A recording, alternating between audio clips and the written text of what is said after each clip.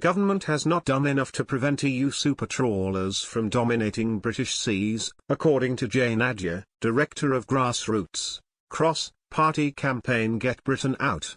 She said, the Department for Environment, Food, and Rural Affairs, and George Eustice have shown they appear to have no interest in defending the rights and livelihoods of UK fishermen. Despite our exit from the EU, the status quo of EU vessels dominating our waters continues.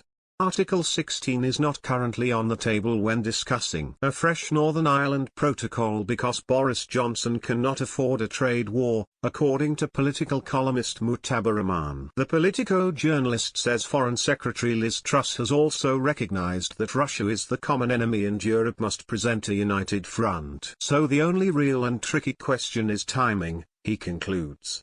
Overall there is still no doubt that Boris Johnson and Truss want a deal. A16 isn't in the frame as Johnson can't afford trade war. Truss recognizes that a common European front against Russia is desperately needed. That's big picture.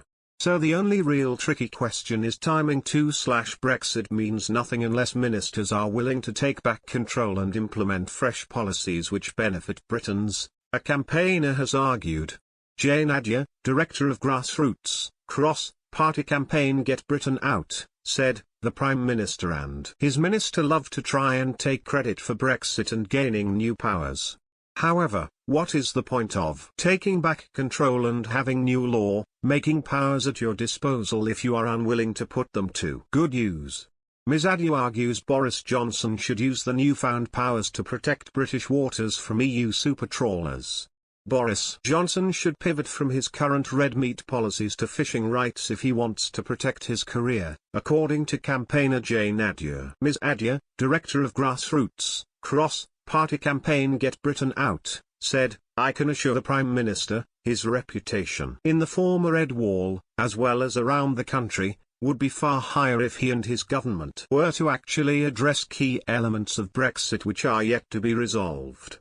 He simply cannot pretend Brexit is done and hope we all forget about it. These attempts by government to paper over cracks may succeed in the short term with the low-hanging fruit of the BBC licence fee an easy option. However, if Brexit does remain unresolved, the long-term impact will be substantial.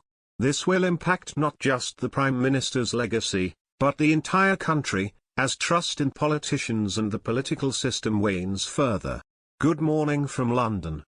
Tara Fair, I'll be bringing you all the latest developments on Brexit for the next 8 hours. Please feel free to get in touch with me as I work if you have a story or tips to share. Your thoughts are always welcome. Email tara.fair@reachplc.com, Twitter @tarafair.